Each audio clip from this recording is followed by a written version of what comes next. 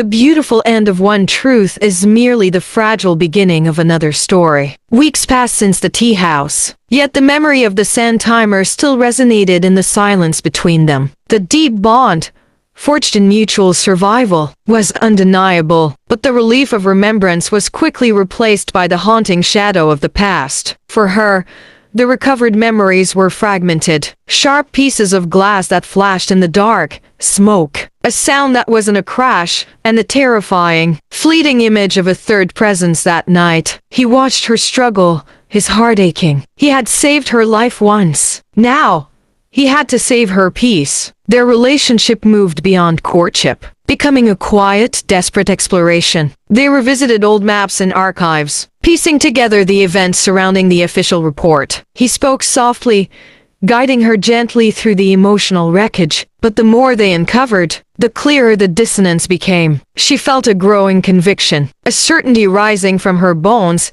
The incident was not random. Her terror was not just trauma. It was an echo of a calculated attack. He initially resisted, seeking the logical explanation, but her conviction was a silent, persistent heat. She was ready to confront the whole truth, no matter how cruel. To close the loop, they knew they had to return to the source. They drove out to the abandoned stretch of road the site of the 5-year-old incident. The air was cold, the silence heavy, carrying the weight of the years she had lost and the years he had spent alone. Standing amidst the overgrown grass, the shared memory became crystal clear, flooding both their minds at once. They weren't just victims of fate. They were survivors of a direct conflict. It took an agonizing search through the brush, but she found it.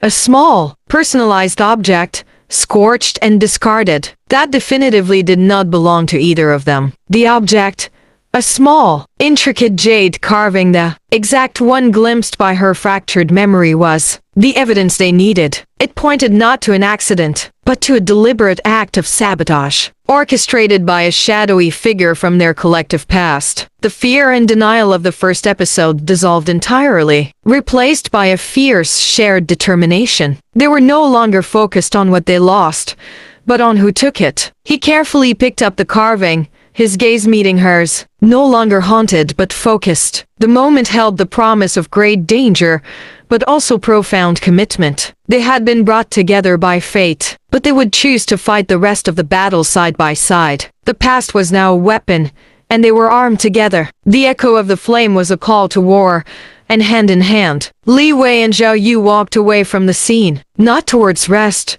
but towards their destiny.